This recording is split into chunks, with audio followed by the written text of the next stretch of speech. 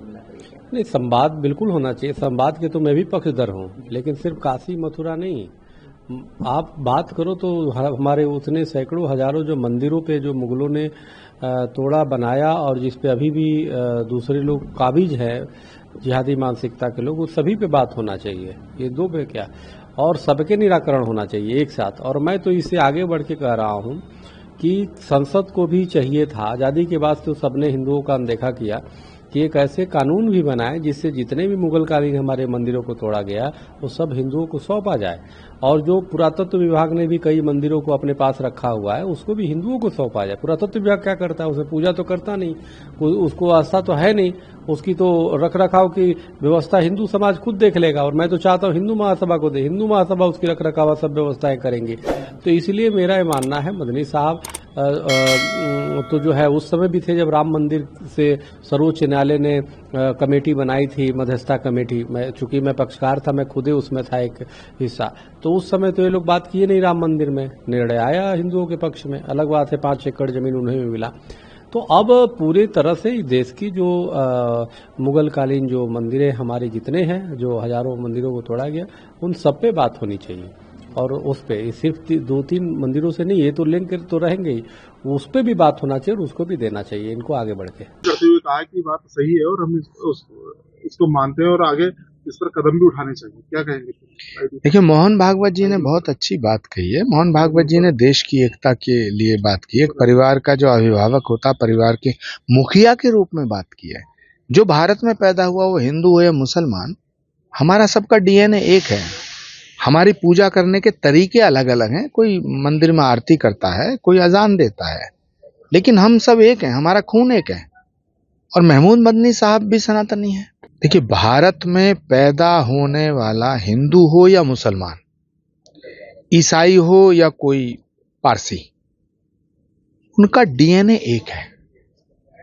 हमारी पूजा पद्धतियां अलग अलग हुई हैं, हमारा खून अलग नहीं हुआ है।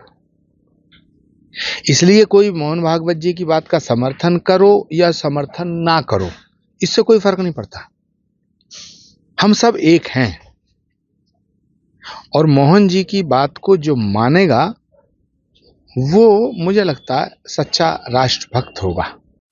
नहीं, मैं उसका स्वागत करता हूं। और क्योंकि भारत में लगभग 25 से 30 करोड़ मुस्लिम बंधु बांधव रहते हैं, और आदरणीय सरसंघ चालक जी ने जो एक विचार व्यक्त किया था कि जो लोग बंटवारे के बाद यहाँ रह गए हैं वो सब हमारे ही नागरिक हैं, और किसी धार्मिक मुद्दे को लेकर अगर आपस में कोई मतभेद है, जैसे उन्होंने उल्लेख किया है मथुरा का और काशी का, तो आपसी समन्वय से अगर वो समस्या हल होती है तो संवाद करना दोनों पक्षों के हित में है। और उस मुस्लिम पक्षपारण जिनका स्वागत किया है, तो साधु समाज भी इसका स्वागत करता रहा, क्योंकि विवाद से कोई समस्या हल नहीं होती, संवाद से हल होती है। इसलिए संवाद कभी टूटना नहीं चाहिए।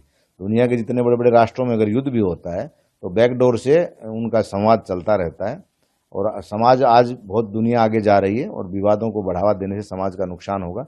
इसलिए मदनी जी का जो सुझाव है और आदरणीय सरसंघ चालक जी ने जो कहा है, साधु समाज इसका समर्थन करता है। बिल्कुल इन दोनों मुद्दों के ऊपर आपस में जो मतभेद हैं, और अगर भाईचारे से ये समस्या हल होती है तो आने वाला जो भविष्य है, मुस्लिम बच्चे हों या हिंदू बच्चे, सबके लिए एक बहुत ही सुखमय होगा। और भारत की सुख शांति समृद्धि के लिए आपसी एकता और सांप्रदायिक सौहार्द जो है बहुत जरूरी है।